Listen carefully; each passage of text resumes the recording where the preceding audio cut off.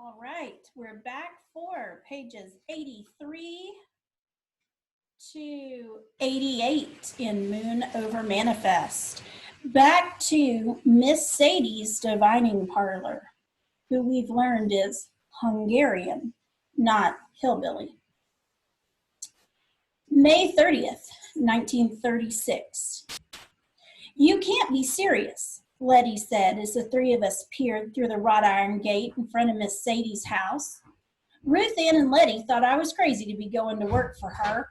I'd told them all about Ned and Jinx and the poison ivy as we'd kicked up parched leaves on the way over from Shady's place, and they'd read Hattie Mae's column. Read it again if you want. Buster Holt and Elroy Nab, calamine lotion. Those were the two guys at the Klan rally in Miss Sadie's story. They used poison ivy for toilet paper. At least that much of her story was true, I argued. You don't know that for sure. And for crying out loud, don't you know what perdition means? Letty pointed to the sign on the iron gate. I nodded. I know what it means, I said. I recalled a preacher in Des Moines who'd warned folks who had come for a soup supper to give up their evil ways and stay off the path to perdition. My stomach had been a little upset after that. Remember before we were banned from school? We learned that perdition meant punishment in hell. What if she's a witch and casts a spell over you? Asked Letty. She's not a witch. More than likely, she's just crazy, I said, even though I didn't believe that either. Like a fox, Ruth Ann said, chewing on a blade of grass. Be careful, Abilene. That old woman might have more up her sleeves than jangly bracelets. My confidence was seeping out of me like water through a bucket full of holes. Ooh, simile. My confidence was seeping out of me like water through a bucket full of holes. I wish Letty and Ruth Ann could go with me, but they had eggs to sell.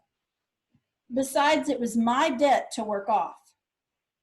I broke her pot, and I want to get my compass back. It's as simple as that. I'll meet you at Hattie Mae's later on. I took my leave with all kinds of frightful images rolling around in my head. Miss Sadie's house seemed lifeless as there was no breeze to give breath to her wind chimes. Ooh, personification. No breeze to give breath to her wind chimes. Wind chimes are not alive, so they wouldn't have breath. But I like the way that they have used this personification to make the wind chimes seem alive as they're moving.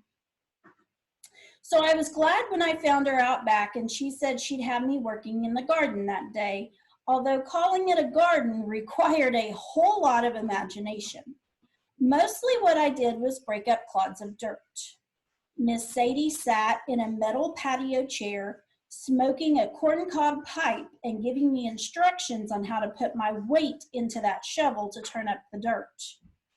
I can only imagine how hard it was to turn up the dirt, considering it was the Dust Bowl and very dry. Is it my turn yet? It's not your turn. Oh. Keep cooking. Just what she figured on planting in that parched earth, I couldn't reckon. It reminded me of sermons I'd heard from priests and preachers about planting in dry soil. Those seeds would just wither up and blow away, never taking root. Deeper, dig deeper, Miss Sadie said in her rich voice. The ground should not merely cover the seed, it must embrace it. What kind of things do you plan on growing here, if you don't mind my asking?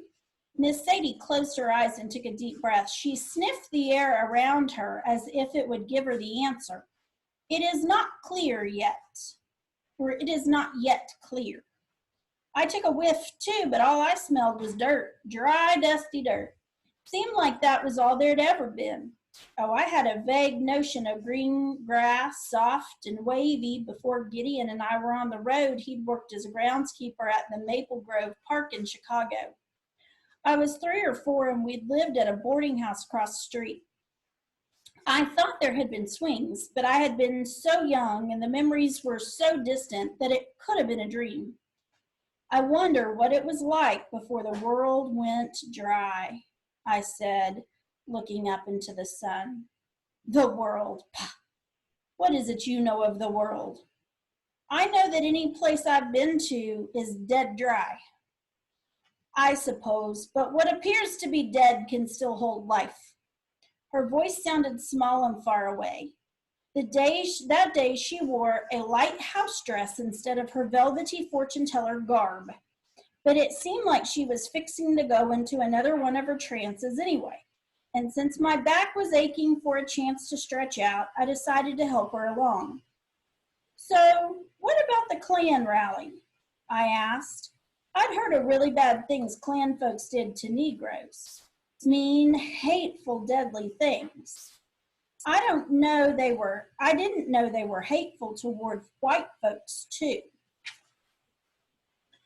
They think they hide their hate behind a mask, she said, her accent thick, but it is there for all to see.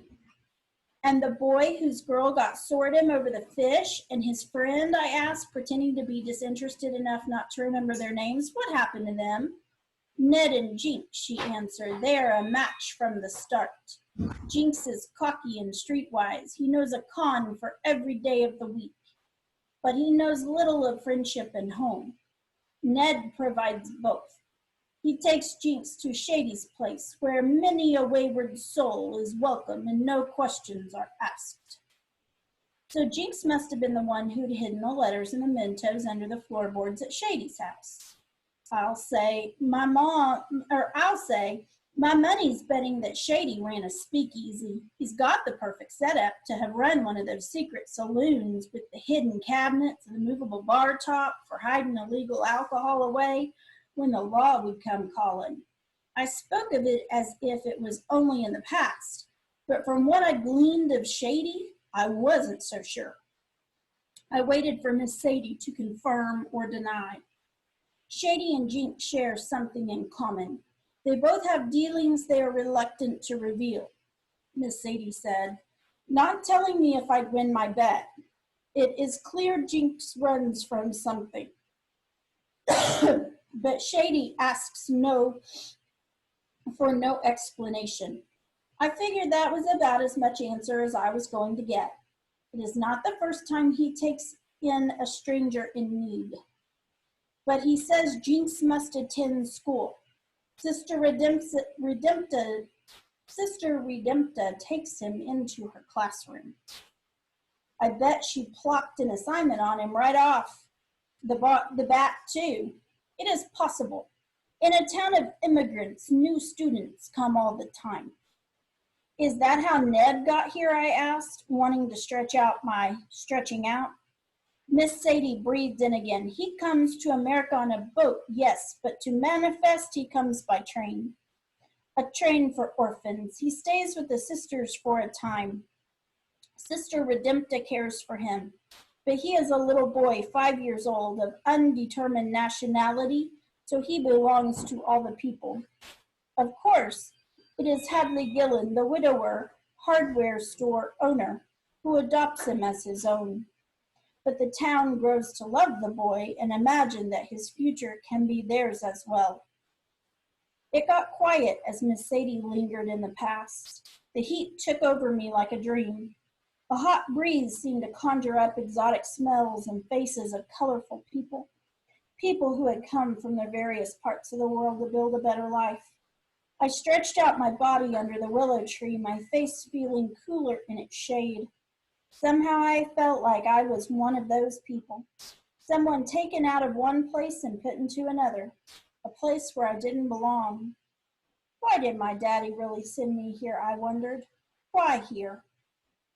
The coal mines. Miss Sadie answered my question that I didn't realize I'd asked aloud. People need work and the mines need workers. It sounds like a good match. But most do not realize that the mines will consume them.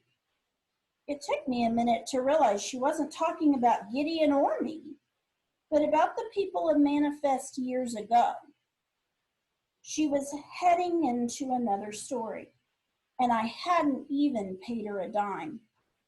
Miss Sadie must have figured that since she wasn't getting paid, she wouldn't put on quite as much of a show as before. Miss Sadie, you're up. This time she left off all the divining gyrations and jingle jangle antics and just started her story, plain and simple. Tonight's story from Miss Sadie brought to you by Mama's Molasses. When you need something sweet in the middle of the Great Depression, you can put this on just about everything, including your cream of wheat. The man whistle was the sound that brought us together and kept us apart at the same time. Now she sounds German. I thought she was Hungarian. It's pretty close. I have to keep an eye out for them. All right. I'll put discussion questions on the portal. Have a good day.